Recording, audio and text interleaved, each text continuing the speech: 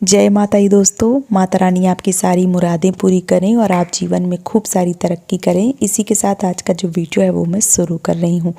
दोस्तों आज के वीडियो में मैं बात करने वाली हूँ पीरियड्स के बारे में। कई दफ़ा क्या होता है कि जो पीरियड्स है वो आ जाता है और हम पूजा करने में असमर्थ हो जाते हैं।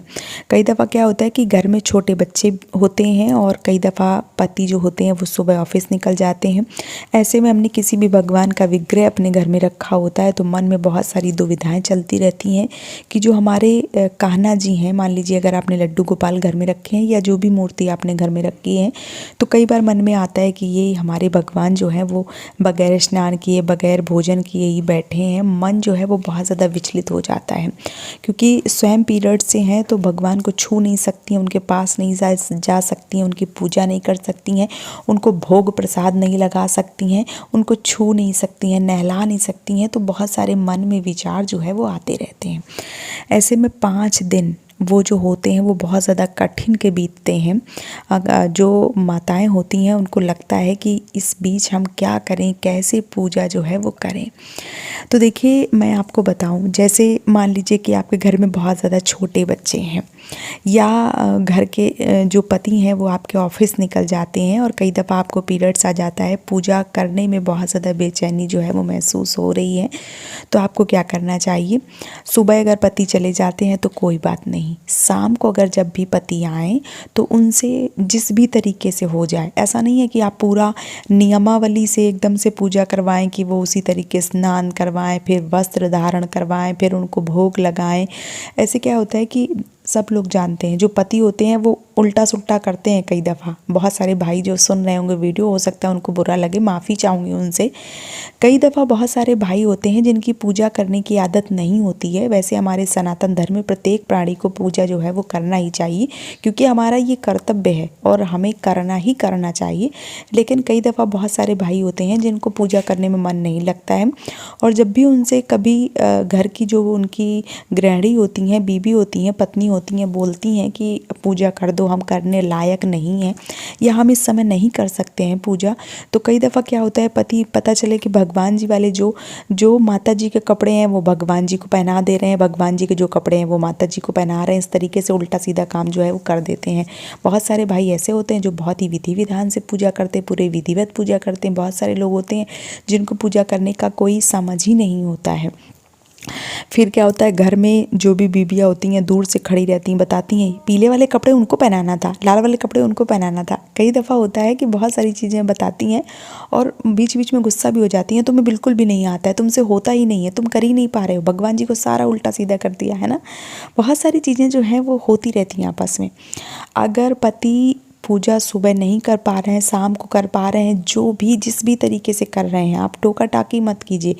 मान लीजिए कि अगर उन्होंने एक दिया भी जला दिया, स्नान भी नहीं करवाया या उन्होंने जो है वो भोजन का भोग नहीं लगाया, बस उन्होंने प्रसाद के रूप में मिश्री या इलायची दाना ही रख दिए और 2 अगरबत्ती लगा लिया या धूप बत्ती या दिया ही जला दिया, तो आपकी जो पूजा है वो पूरी मानी जाएगी। भले ही वो फ्रूट्स लेके आ रहे हैं तो भगवान को भोजन के रूप में वो फ्रूट्स जो फल हैं वो रख दे रहे हैं, दिया जला दे रहे हैं, तब भी उनकी पूजा जो है वो पूर्ण मानी जाएगी। और मेरा यही मानना है कि जब देवियाँ जो माताएं बहनें हैं जब उनको पीरियड्स आता है तो घर में सूखे पदार्थ जैसे मेवे, जैसे जो हमारा इलायची दाना या जो हमारा मिश्री है या खास करके फल जैसे केला, सीज़न वाले जो भी फल आ रहे हैं वो उनको घर में लाने चाहिए। घर में अगर छोटे बच्चे हैं तो उनसे ही रखवा देने चाहिए। भगवान अगर स्नान नहीं कर पा रही हैं तो कोई नहीं, थोड़ा सा हाथ गीला करवा के उनका मुंह जो है वो पुछवा दीजिए या गीला करके कपड़ा जो है वो ही उनसे पुछवा दीजिए। अगर वो भी नहीं कर पा रहे हैं तो कोई बात नहीं, आप भोजन की जो है वो व्यवस्था उनकी कर दीजिए। फल फ्रूट, ड्राई फ्रूट्स जो भी है, मिश्री है या इलायची दाना है, वो उनको भोग प्रसाद के रूप में रखवा दीजिए। और या मान लीजिए कि एक तरीका और मैं बता रही हूँ, अगर पति घर पे नहीं है, बच्चे भी नहीं है, आपको पीरियड्स आ जाता है तो आपको क्या करना चाहिए। तो जैसे हम कहीं बाहर चले जाते हैं 2 4 5 दिन के लिए, और जो हमारे भगवान होते हैं उनके लिए हम खाने पीने की व्यवस्था करके जाते हैं, वैसे ही जो भी माताएं बहनें हैं जिनको पीरियड्स आने वाला है, मान लीजिए 25 तारीख को उनको आने वाला, और 25 तारीख आने से पहले ही 24 तारीख को ही आप उन भगवान जी का जो भी सूखे मेवे हैं, मिश्री है या जो भी इलायची दाना है, जो भी फल फ्रूट है, वो उनके समक्ष रख दीजिए अच्छे से। जो भी पानी है वो ढक के एकदम से रख दीजिए, और दूर से ही आप स्नान करके जब भी आएँ तो दूर से ही प्रणाम करें और मानस पूजा करें कि प्रभु भोजन स्वीकार करें। और हमारी ऐसी स्थिति नहीं है कि हम आपको छू सकें या आपकी पूजा पाठ कर सकें, तो आप जो भी भोग प्रसाद है उसको ग्रहण कीजिए। जब मैं साफ स्वच्छ हो जाऊंगी, आप स्नान कर लूँगी, तब आपकी पूजा जो है वो करूँगी। अगर घर में कोई नहीं है, पति जल्दी निकल जाते हैं, तो आप इस तरीके से भी भगवान से पूजा जो है वो कर सकती हैं, भगवान से माफ़ी जो है वो मांग सकती हैं और मानस पूजा कर सकती हैं। अगर घर में छोटे बच्चे हैं तो आप छोटे बच्चों से गीला करके कपड़ा जो है वो उनसे साफ करवा दीजिए मूर्ति, और घर में ड्राई फ्रूट्स, सूखे मेवे या फल फ्रूट जो भी है वो भगवान के समक्ष रखवा दीजिए। 2 तरीके मैंने बता दिए।